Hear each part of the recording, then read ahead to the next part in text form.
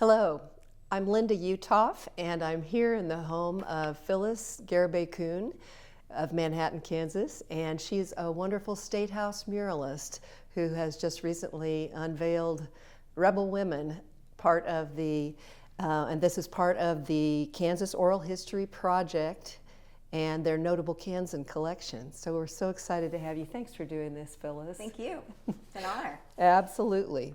Well, we're excited to know a little bit more about you and how you came to create the very large mural. It's 19 by what? 8 feet. 19 by 8 feet on the first floor east of the Kansas Statehouse, right across from the Cage elevator, if you know where that's at. So tell us first, Phyllis, how did this artist journey begin for you? And I know you're a lifelong Kansan, so tell us a little bit about what led you to art in the first place. Well, I really started with 4-H, which is interesting because I grew up on a small town, 2 small towns in Kingman County, and I'm the youngest of 10, 7 girls and 3 boys, and we were all involved in 4-H, and I also had a sister that was an illustrator. So we learned to sew. I loved the crafting program, and I would do arts and crafts for it, but I think part of it too, my mother was very creative at getting busy hands busy, and she would give me flowers to plant, and there were always crayons and paints and different things to keep me busy, and I enjoyed that, and I probably liked doing that more than I liked my homework. Like when I was in school, I was so excited to go to kindergarten and have more creative things to do, but initially it was with 4-H. We were in such a small community. We didn't have art, an art teacher. We did have art in our classes, but it really started with my family and 4-H. Awesome. And then you went to college then later yes, on? And actually, too, part of it, I think, some of my creative, I think that goes on past the college degree was I did edit I was editor of the small newspaper when I went to Norwich High School and the yearbook, and I love that too because it was kind of the beginning of a different part of my art career. And after Norwich High School, I went to Kansas State University, and I majored in graphic design, and I have a Bachelor of Fine Arts degree. So. Awesome. What was it that K-State gave you in terms of a lot of things, but yeah. what direction in the art field were you starting to go in college? That's a really good question because when at the time, since I was going to college in the late 80s, graphic design was really, starting to be more popular in colleges, and I knew that I could make a living in graphic design, but at K-State, a lot of our hours were fine arts classes. And I think it made us more flexible and resourceful and look at different things. So we had, I only took 1 painting class, which is interesting. Lots of drawing classes. I loved ceramics, and I did weaving and photography. Oh my! And that was and printmaking, and that was just to get your credits that you needed. Besides marketing and all of the things you took and typography you took for graphic design. But I think definitely that it was kind of like going to kindergarten again, because it was like, ooh, playtime, I got to discover, and especially since I didn't have art, so in high school, I didn't experience, and a lot of the kids that were coming in, they're coming to K-State were from Kansas City and bigger communities, and a little intimidating, but they, had already taken some of these classes. But K-State really, their program at the time had a lot of focus on fine arts. So that was, I think, made me a better designer too. And in retrospect, you've used all of those skills in some way. Yes, absolutely. Because your art's been so varied over the years, too. After college, you, as we all do, you moved around to different places and raised 3 kids and fit art in as best you could? Is there anything that stood out for you as far as growing as an artist during those busy years? Yes, I worked for a design firm, Willoughby Design in Kansas City, and it was an all-women design firm. And they were started by Anne Willoughby, and she was a wonderful illustrator. And so she always encouraged all the designers to also like make fine arts a part of your life. And that was empowering in many ways because it was an all-women design firm, and we were working for really big firms, from Farmland to Sprint to Hallmark, all kinds of corporate entities, but we were doing the fun stuff. And so that was very influential. But then,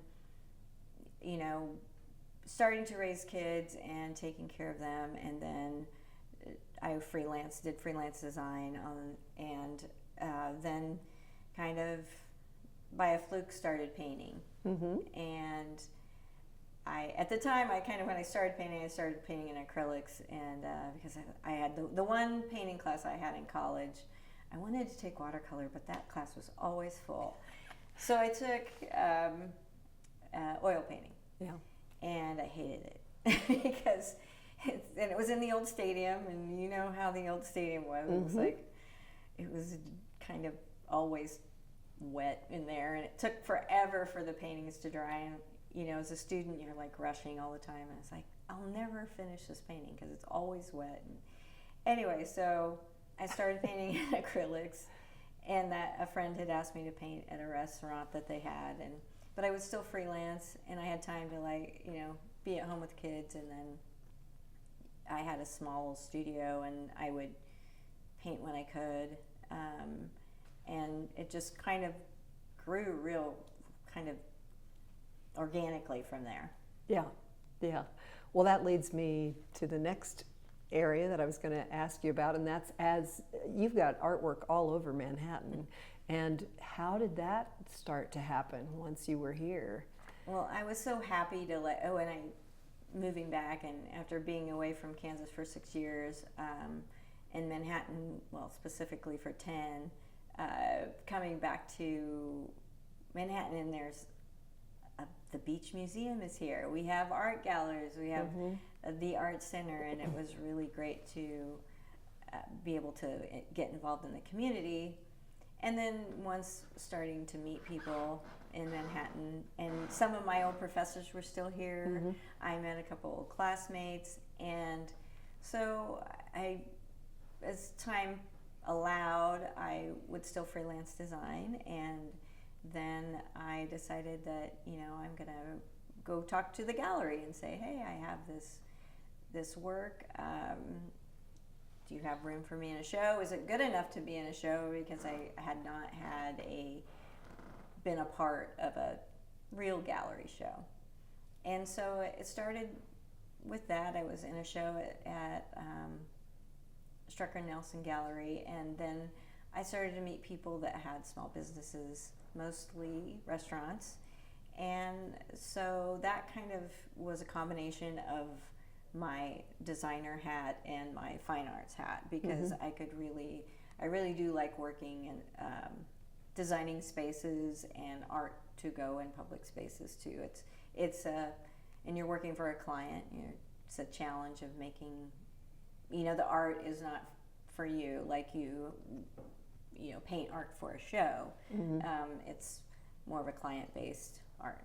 So it just kind of grew from there, and Manhattan's a small enough community, and word of mouth, and I was pleasantly surprised that I was able to, and now over time, do so many things, so many variety of things too. You really have. I mean, you've done soft sculpture, you've done hard sculptures, or outdoor, indoor. Metal, yeah. You've done large murals. When did the large art begin for you? Well, I think all leading up to it, all the public art that I have around town, and just being here in one community so long, I first got the opportunity of a large outdoor. I had some smaller outdoor things in at restaurants, and was Sunset Zoo, and they were renovating their leopard area, their Asia area, and one of my neighbors, who's a big fan of my art, asked me if I would be interested, and it was awesome because usually when there's public art like that, there's a net put out for artists, and it's more of a competition, you know. And so this was wonderful because she says, and she is a big donor and has loved the Sunset Zoo forever, and so she said, well, I'm paying for this piece, so I want to choose who's going to paint it. Exactly. And I love history, a huge history buff, and so the Sunset Zoo is part of the WPA project, and a lot of people that grew up here in Manhattan don't even know that. So they wanted to tell people about the history of the zoo and the fact that Sunset Zoo was a part of that and benefited from that project. And so I had done one smaller outdoor project at Taco Lucha and some luchadors, but the zoo is 3.5 panels of 10 feet by 11 feet. And I started at the end of March, and I finished at the end of June. So I went through weather. I was like rained on and hailed on. You had it all. But it was really cool because I really got to know the animals. Actually, in the morning I would walk through the zoo. Sure. And the otters would come up and say hello. Of course, they thought I was going to feed them, but so it was cool because I included the personalities of the animals. So the subject matter is a WPA, the WPA workers building the zoo, but the zoo animals are helping them. I think it's great. Yeah. It's a wonderful asset to our zoo. So that's the first big one, and then I have a painting at Kansas State University, and that's really wonderful because it's my alma mater, and it is at the Multicultural Center, and I was commissioned. Oh, yes. That's in the Gabe Hernandez Commons area, so that's a great another space for students to gather, and he was interested. I have a good friend that works there, and so this donor that's very proud of his K-State roots said, you know, I would like it to commission a painting in this space, but the person needs to be, I would like this person to be of Hispanic descent and also be a alumni of K-State. And she was like, I know exactly. So fortunately, that's how, you know. Yeah. And so it was great. I showed them some ideas, and they were, yes, do this. So I think that led up to the biggest commission I've had so far. So. Which is this one? Yes. Aha. Rebel Women. Well, that might be a good place for us to talk a little bit about how did this begin? And we've just unveiled it this past Kansas Day, January 29th, 2025. So how did you first hear about it, and what prompted you to apply? Well, that's also a little bit nuts, the question, because my daughter and I have a small business, or two businesses now. It's a Little Batch Company in Parkside Station. It's a bakery started actually in my kitchen, and we sold at the farmer's market. So we're starting a renovation on the restaurant, which is down by the park. It's very close to Johnny Caw. Just right across from Johnny Caw. And it was an old gas station, but what you've done with it is just stunning. Yes, I got to put my designer hat on that. But we have had great support from the community, and one of our customers came in, and my daughter, I was not there that day, and renovation was still going, construction was still going on the gas station to turn it into a restaurant. And she said, your mom, there's this call for artists for this Kansas Suffrage Memorial, and your mom should apply for this. And they had started the whole process. The League of Women Voters had started the whole process. They wanted to try to get commemorate the 100 years of women getting to vote in 2020, but it had taken a long time, and I did not hear about it until 2023. But they didn't have enough artists apply, and so they extended the deadline. And so this lovely customer came in, and she said, your mom should do this, apply for this. And so looked it up, and they had Kansas Suffragist Memorial Project. Mm-hmm. And so you sent the resume and paintings you were doing, and they narrowed it down to 5 artists. And again, they would have preferred to be a Kansas artist, and they were hoping for a woman artist, but so they narrowed it down to 5, and then we had to make our own presentation. So they gave us kind of parameters of Kansas women that they wanted to feature, and then each artist made their own presentation, and I was chosen. So it was really just, I still have to go sit in front of it, and it's this is, I'm right below John Brown, just one floor down. Yes, from John. But the paintings on that floor, it's one of the busiest hallways in the whole Capitol, yeah. and it's been blank forever, and so it's an amazing honor, and for my family, being growing up in Kansas farm, just tried and true Kansans, my family's just, we all were this is pretty amazing. Yeah. I was there that day you unveiled it. I'm with the League of Women Voters here in Manhattan and Riley County, and we partnered with American Association of University Women as well, but I can't tell you how proud we are of you and how beautiful we think it is, and so grateful for all the hard work it took to do that. When you went in to make your presentation that first time, was it something very similar here, or was it? I did another rendition. The League of Women Voters, like I said, there were about 20 women that were involved, and we kind of sorted. And I did my own, and the rendering was the same size, but it had a couple of different women in it. And so this is the second rendition. We actually sold the first rendition to help pay, because all of the entire payment that came to me was privately funded. Yes. So Kansans funded this project, and so they sold the first one to help raise money for the project. But we had a discussion on which women, the League of Women Voters Committee and the Preservation Committee, of which women we would like to feature. The Capital Preservation Committee. Yes, yeah. Capital Preservation. Did they have their own parameters for what they wanted to see?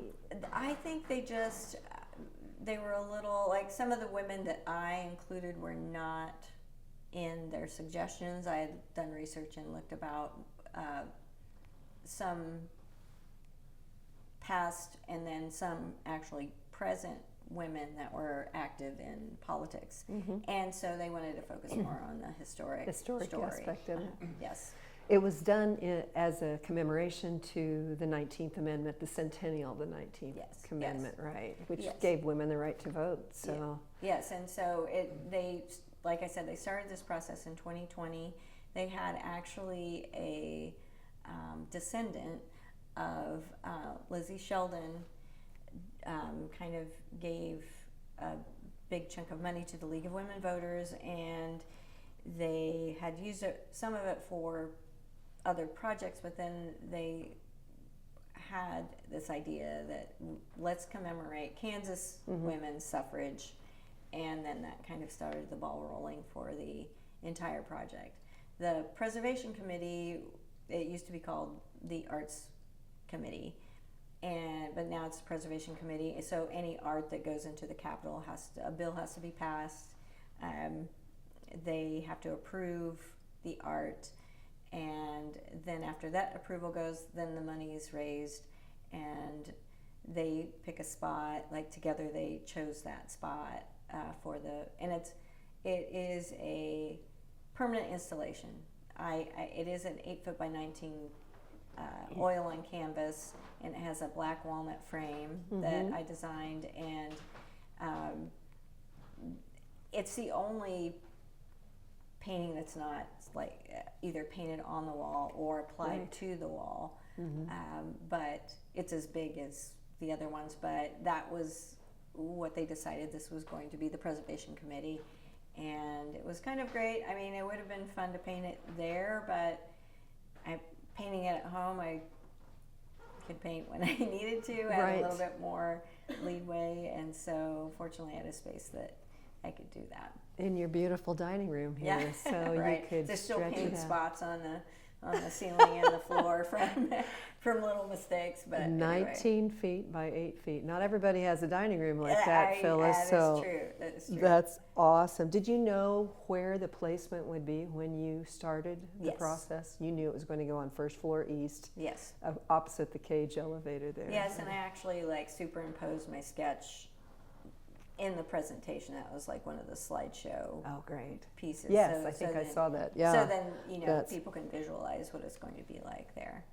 Oh, that's awesome. You're in heady company. You've got John Stewart Curry, David Overmeyer, a variety of other artists, but you are the first woman that has art in the Capitol. I may ask you later, what do you think should happen next? What are some of the other subjects that should go in the State House too? Well, and it's interesting about that is because being the first woman, it was something I was kind of in the middle of painting it this last summer, and the League of Women Voters Committee, we would email each other quite often. I was able to go speak at different League of Women Voter meetings and AAUW meetings to talk about the history, and the question just came up, and I asked Seal King. I said, Seal, are there any other women artists in the Capitol now? Probably, I'm guessing, some artists like that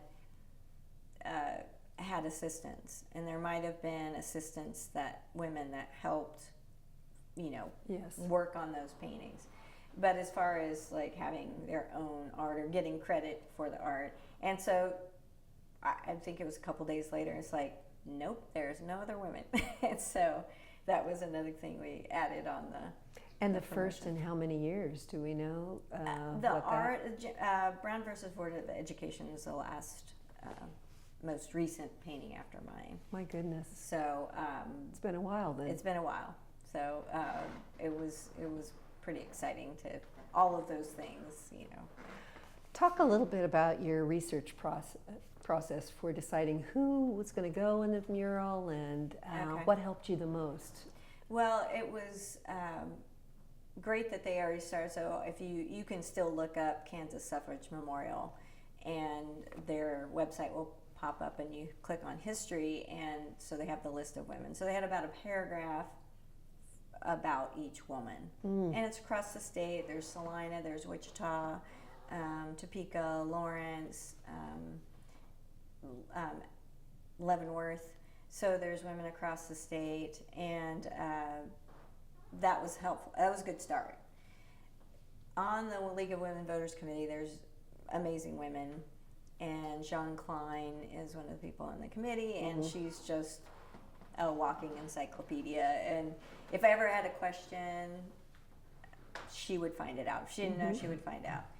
And then once I started posting on social media, it was really cool because I was on Facebook and Instagram and TikTok, and people would message me and say, hey, that's my great-great-grandmother. Oh, my goodness. And Marianne Brown from Leavenworth, she's involved with the Historical Society there, and they have an amazing community. And she said, I noticed the house, the Anthony house that you're painting, because Anna O. Anthony and Daniel Anthony were very involved in the suffrage movement and prominent people in the Leavenworth community. that's the wrong house. Oh. So But was great. Then she sent me the right house. Oh, she sent me great. a photograph of the right house, Yeah. and then I could call the Kansas State Historical Society, and I could email people, and they were amazing, and they would send me images from the movement and everything. So that was an amazing resource to have, like, people giving me feedback. And then the Kansas State Historical Society, there was some people had some women had a lot of information online, and some of them did not. But it was kind of a combination of just kind of digging, and that's when I do projects like that. It's like I did 3 months of research before I even started painting the initial painting. And what was great too was that even though we changed some of the people in the painting, the preservation committee did not have a problem with my design or layout or the content. Everything else is exactly the same. And it's kind of a timeline from left to right as far as the story of, because it took really from the beginning of our Constitution in writing, because they discussed having voting rights for everyone when Kansas started, and from that time and the territorial capital of Lawrence, and how many decades it took for women getting the right to vote in Kansas was a little quicker than the United States, and the Kansans had the right to vote in 1912. Well, women. White women. Yeah. Let's get a little specific. There were some caveats. There's there. still Yeah. a lot, some hoops to jump through. So We can talk about this and look at it too, but what were some of the characteristics of the women you chose for the painting that they had in common? Did you find some commonalities with some of these women? Well, a lot of them, some of them were born here, and some in Kansas. And some of them, there was that big push to make Kansas a free state. Right. So there were the programs on the East Coast to encourage people to move to Kansas. I think that the common thread, every single one of them worked. Many of them had small businesses that they started from having published in newspaper, magazines, to there were school teachers, there were 4 lawyers and women lawyers at the end of the 1800s and beginning of 1900s. That's pretty spectacular. Every single one of them not only had this passion to work for themselves, but they had children. They moved to Kansas because they knew that they could have some freedoms. So they were most of them were Republicans, and they were the Progressive Party at the time. So that was kind of the common theme. Incredibly fearless, like just thinking about, they used the power of the pen very wisely, because a lot of them were journalists and activists, and they used the papers wisely, and it was just interesting they were determined, all of them determined in their own way to have the right to vote, because they saw that was the way that they could protect themselves. That's the way they saw that they could take care of their children and their families, because it's dangerous times. People didn't live that long. No. And a lot of time the women were left to take care of themselves and their children. With no other safety net. Right. And that was one of the safety net. things that at the beginning, and the beginning of the big movement in Kansas was the Wyandotte Convention.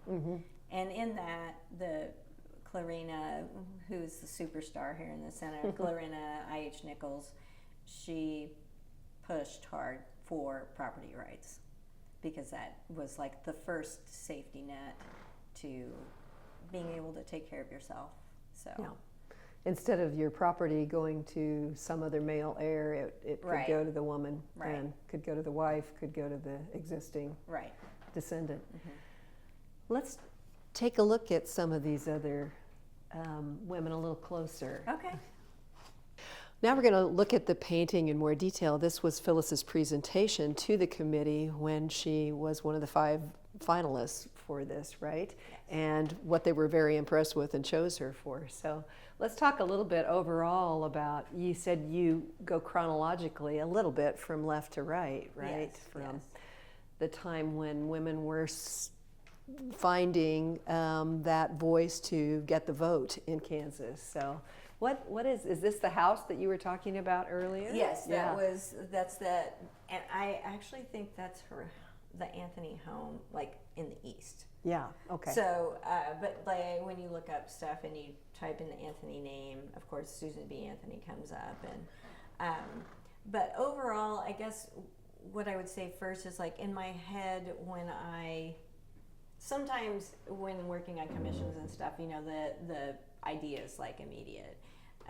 So when I heard about this and I started to look at some of the history, I mean, Yeah. I had this vision of superheroes and a V formation of these women with this army of women behind them, because it took so long and all the protests over the years that they had. And one of the things that's always striking about looking at the suffragist movement is that they, in their protests and their parades, they would all wear white, and that was a part of their colors were purple, white, and yellow, and it's purity, and the purple is for hope,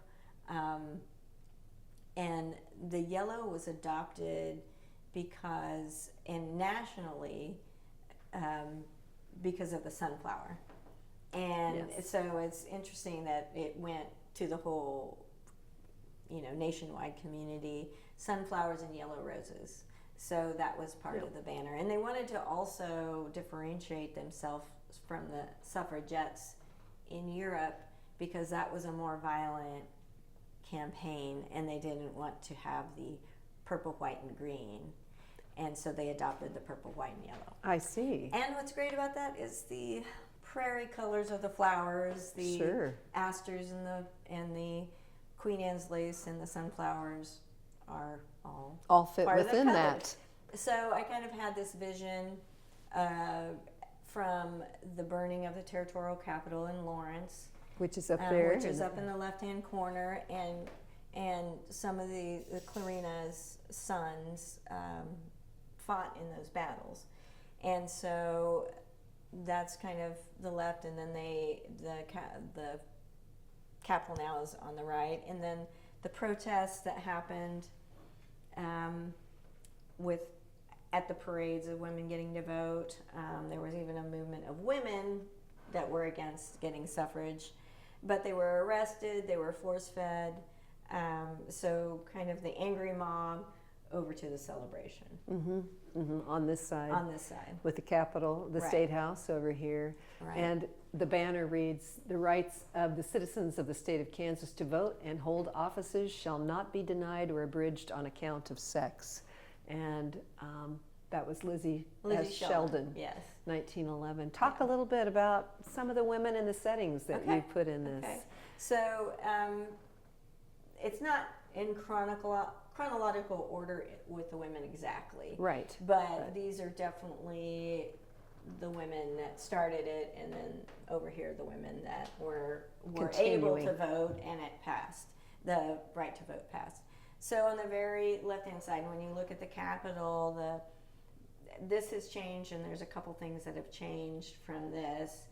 Just as you're painting, you know, it's like, okay, this is going to look better this way. The colors change a little bit. But Anna O. Anthony, who is the sister-in-law of Susan B. Anthony, had suffragist movement meetings at their house and their home in Leavenworth. So she is right here. She has on a white dress in the painting at the Capitol, and she's welcoming women in. And it was kind of that era. They would have garden parties, and so in my imagination, you know, you look up suffrage thing, and it was a very lovely setting to have a rebel movement. And then I have right here is Ludi Little. So she was, her family moved from Tennessee. She did go to school in an unsegregated school in Topeka because schools were not segregated and they were segregated. But she decided she wanted to be a lawyer. The KU law in Washburn were not here yet, so she had to go back to Tennessee. She got her law degree, and this was at the end of the 1800s, like 1880s, that she got her law degree. And she was the first black woman to practice law in the United States, in the entire United States. She wasn't the first black woman to have a law degree. The first one was in Chicago, but she got a law degree because they said she couldn't be a stenographer without a law degree. So Okay. Ludi was going to move to the East Coast, but she realized that she was going to get pushed back, and they probably wouldn't let a woman practice because she wanted to go to New York. So she said, I'll go back to Kansas because I want to help my people. I want to help women navigate.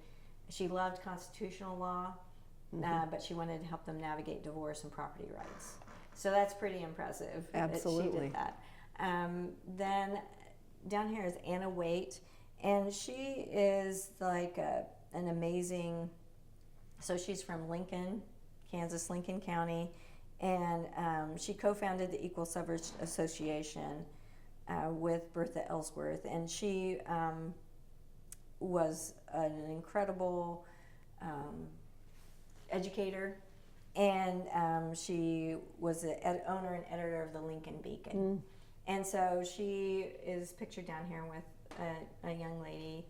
And then next is, oh my gosh, I should know all of the names by now, but it's Lila D. Monroe. And she was also an editor.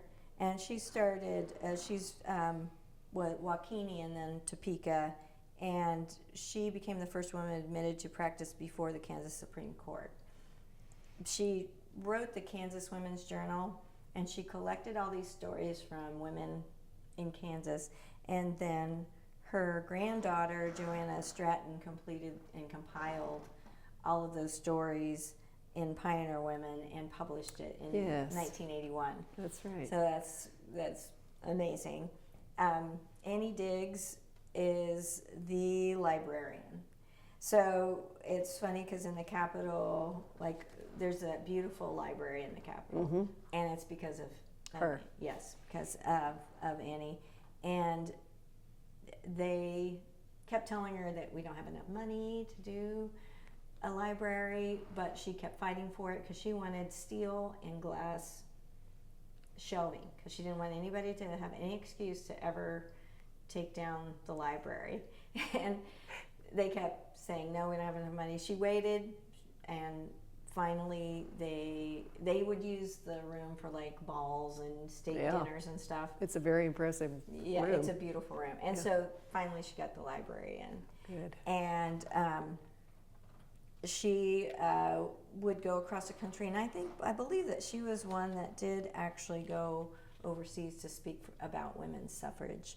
And she was always there at the Capitol advocating for women's rights. Next to her is Laura M. Johns, and she was the president of that's why she has the banner. It's Kansas Equal Suffrage Association, and from 1887 to 1895, and they would have conventions across the state to speak about women's rights to vote. And she was president of Kansas Republican Women's Association, and she was just advocating for women's rights always. And she was from Salina. Okay. And the Salina has a very wonderful, historical society too, and so we got a lot of information about her from there. So in the center, when I started reading about all of these women, and the committee had put Clarina I.H. Nichols on the top, and there's a reason. And she, to me, was the spark and the force that started everything. Mm-hmm. And unfortunately, she didn't get to vote in Kansas. She didn't see women be able to vote. But she was born on the East Coast, but moved to Kansas with her second husband. Her first husband, a lot of women were left their husbands because there was a lot of, actually, interesting enough, alcoholism. Then they had no protections. Her parents were able to extract her from her first marriage. She married someone that owned the paper, but then he didn't have great health. She started publishing. Doing the work. Yeah, doing the work. And she would write under pseudonym. Yeah, of his. like C.I.H. Nichols. And so, but they were like they wanted Kansas to be a free state. She moved here, and she was at the Wyandotte Constitution, and she's the reason that property rights were pushed forward and the right to vote in local elections. So women were able to vote in school board elections. And she was also part of the Underground Railroad. Amazing woman, and the reason she's holding this escaped slaves' hands is because she would help. She opened a home for women and children. She was part of the Underground Railroad. She lived in Quindaro, which a town that does not exist anymore, but it was the first stop across the river from Missouri. Yes. And so there's a book called Revolutionary Heart, and it's a wonderful book about her life. And she talks about hiding escaped slaves in her cistern at her house. She has a knitting bag on her, and it's in the book, and she had busy hands, but she also, like, you would sit in meetings and have to wait to talk, and she was always knitting.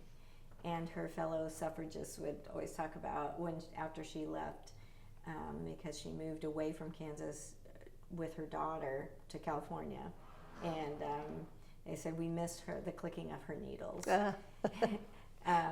So next to her is Lizzie Sheldon. Right here. Lizzie, and that's what we're talking about. The one that her descendant was the one that kind of started the funding for this whole project, and she was just a firecracker, just like many of them. But she wrote the bill for that passed in 1912, and she graduated from KU Law in 1900, and she started lobbying. She was one of the few Democrats that were in this group, and so she was kind of done waiting, and so without consulting any of the organizations, she wrote the bill. Wow. And she presented it to George H. Hodges, and when he became Kansas governor, he took credit for the bill. But she was not going to have any of that, and she wrote a huge article in the paper and said, "Hey, I wrote that bill," and she is credited with this now, and that's why we put the banner at the top, because it really is the bill that passed nationally is very much like the one that she wrote. Really? Yeah. So did some of the national legislators take that into consideration? Kansas they descended on Kansas because they saw the whole suffrage movement, because they saw the opportunity to push forward. And the western states, the movement really came from the west, and we were kind of in the center, and they realized that we could have a big impact on getting it passed nationally. So next to her, this is a wonderful little vignette. It is Carrie Langston Hughes, and then Mamie Dillard is the teacher here. Both of these were activists, educator. She was a journalist. Carrie's husband was a big civil rights advocate, but her son was Langston Hughes. Yes. And so writer, poet, and Mamie was his teacher when he was young and saw his potential. And so these people, you know, knew each other, and Mamie had a big impact on him becoming the writer that he was. Absolutely. And next to Mamie is Laura. Oh, I want to make sure I get the right name. No, that is Jane Brooks. Sorry. Jane Brooks was in Wichita. She has a statue on the campus of Wichita State University.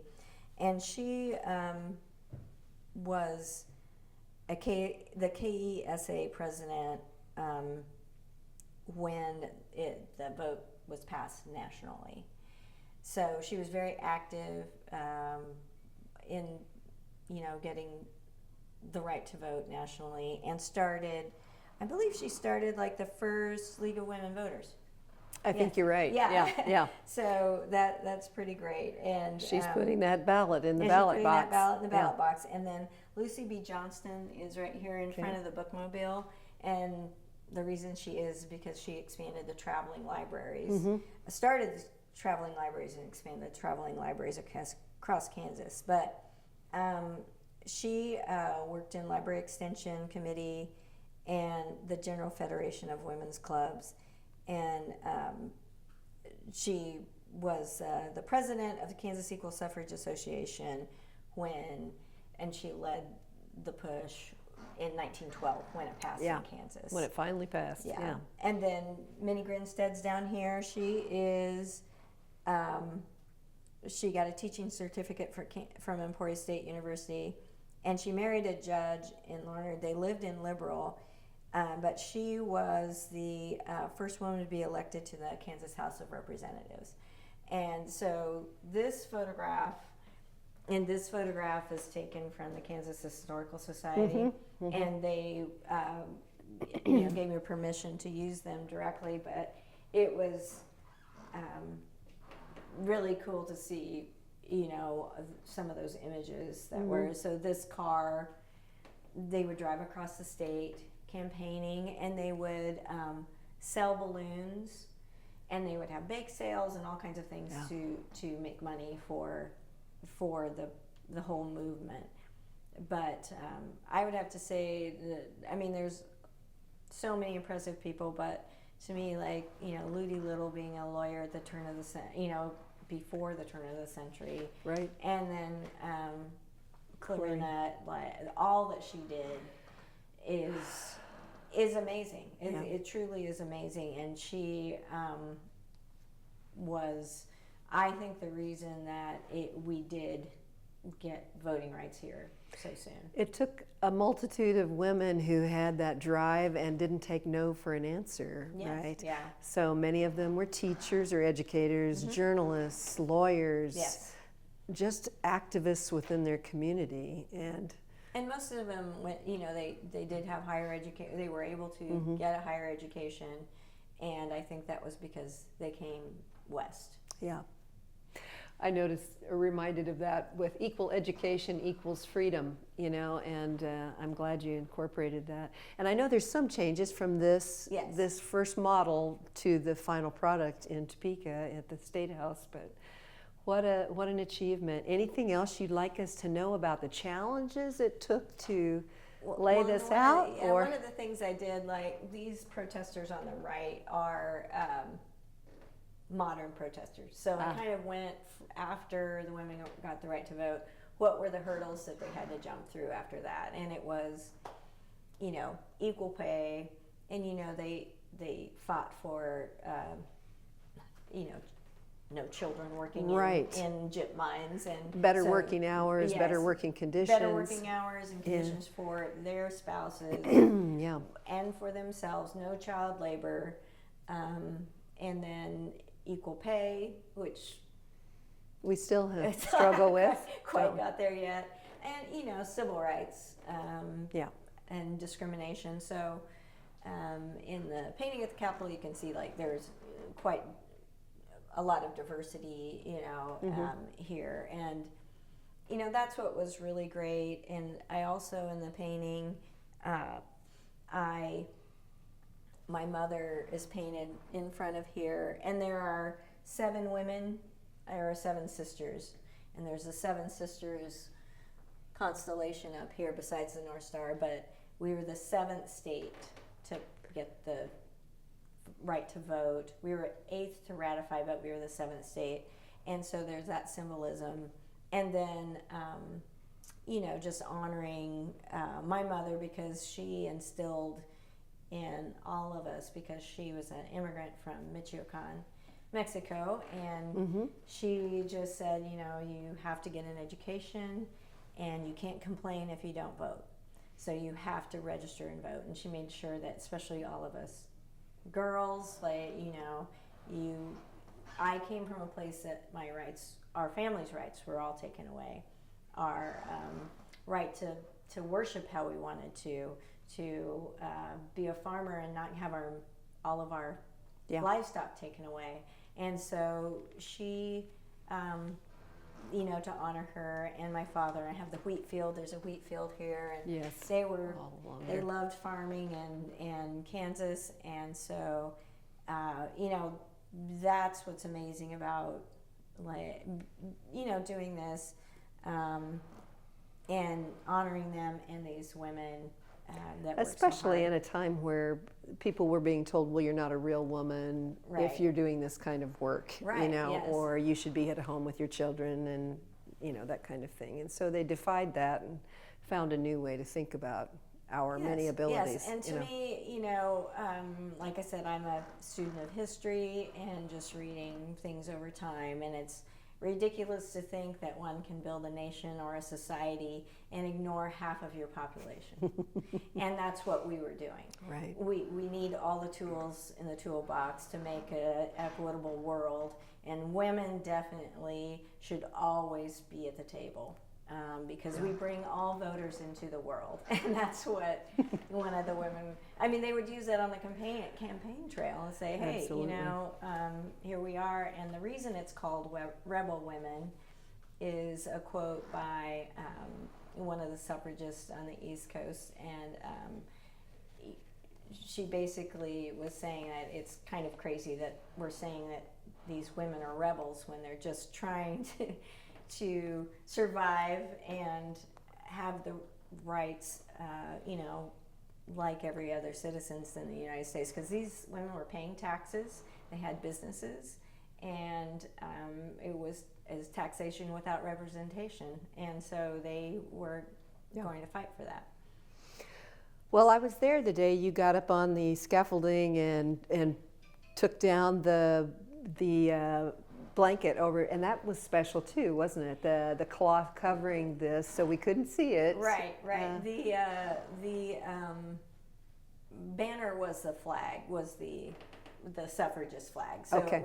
It was purple, white, and yellow with the stars on it. Yeah. And we installed it several days before, and they, of course, wanted to keep it covered. And what was amazing too is the Governor Kelly, signed the back. I actually had my sisters sign the back of the painting, my neighbor kids. So there's a lot of fun, like names of family and friends on the back side of that painting. And it was awesome that the governor I thought that was able great. to sign it and date it, and she put like her time as being governor on there, and so it was. You had a tremendous amount of family and friends there that were supporting you, and a lot of people were very emotional about it when it came down. Maybe you could tell us a little bit, what's the value of public art? Why should we be spending money on public art like this? And is it a call to action still for us? Sure. I think, it's innate in humans to want to create. And it's inspirational as books are, or music, or it tells stories. Public art is, we've had public art from caveman time, like from the beginning of time. To tell our stories. Yeah, tell our stories, communicate our stories, and celebrate our culture and our families. And it's just as important as any other kind of social experience. That's right. So, and it's a lasting piece that will be there for many hundreds of years, we hope. I hope so. I told the staff at the Capitol they're amazing, and they love that building, and they love. They were very proud of it, and I said, well, this painting you can like take off the wall. So if anything happens, you know, get a knife, cut that down, roll it up, and you can save it. So, that's right. But I hope, you know. Hope that never happens. Never happens, but it's still, like I said, it's still kind of unreal that it's there, and like to go back and like look at it and like, okay, it's I remember running into you as you were coming into the Capitol that day, and it was an emotional day for many reasons, wasn't it? Yes. And I was so, my heart was with you when you were doing that. No, it was because my father was, he was 100, and he was soon to be, on March 15th is his birthday, and he was going to be 101. And he, my mother has passed away about 15 years ago, but he was in a care home, but he was, you know, had his wits about him, but he couldn't see very well, so that's why he would, but close to all my siblings, like one of my siblings was there pretty much, someone was there every day, but he knew it was happening, and he was very, very proud, and he wouldn't have been able to make the trip, but we were hoping for the unveiling, but right. we were hoping to live stream it, but he passed away the morning before, and it made it a very poignant moment. Yes.